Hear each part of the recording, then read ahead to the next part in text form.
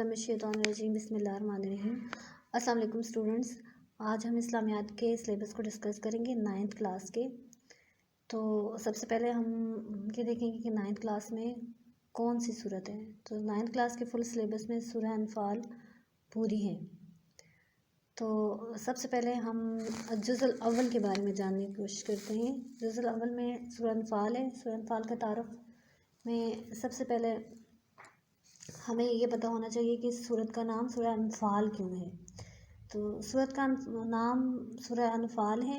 अनफाल जमा है और इसकी वाहिद नफल है, जिसके मानी माल गनीमत के हैं।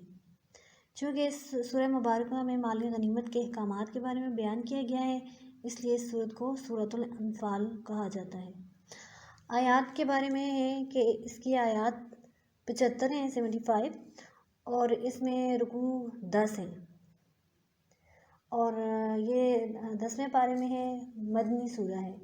मदनी सूरह से मुराद वो है जो नबी पाक सल्लल्लाहु अलैहि वसल्लम के मदीना हिजरत करने के बाद जो सूरतें नाज़िल हुई, उन सारी सूरतों को मदनी सूरत कहते हैं।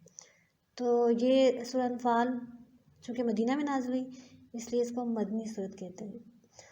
और तरतीब तौक़ीफ़ी के लिहाज से इसका 8वां नंबर है, यानी कुरान पाक में इसका 8वां नंबर है। फिर उसके बाद जो है वो हम आते हैं ज़माने नज़ूल की तरफ। तो ये सूरत जो है वो जंग बदर के फ़ौरन बाद 2 हिजरी में नाज़िल हुई। 17 रमज़ान मुबारक में ग़ज़वा बदर हुआ था। तो ग़ज़वा बदर के बाद ये सूरह नाज़िल हुई। और फिर इसके अहम मज़ामीन में जो है वो सबसे पहले माल गनीमत के बारे में बताया गया है।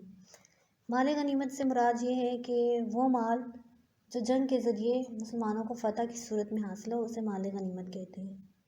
और इस सूरत में माल गनीमत के बारे में बताया गया है कि ये किन किन लोगों में तकसीम किया जाएगा।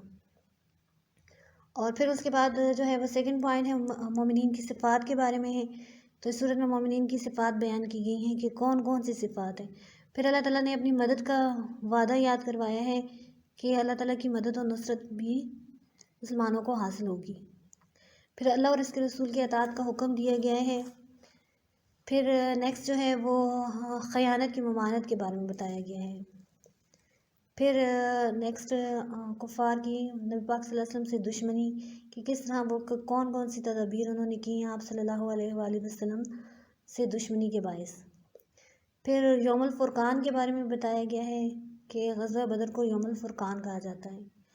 उसके बाद दिफाई तैयारियों के बारे में बताया गया कि मुसलमानों को कौन कौन सी ये तैयारियाँ जंग की सूरत में करनी चाहिए।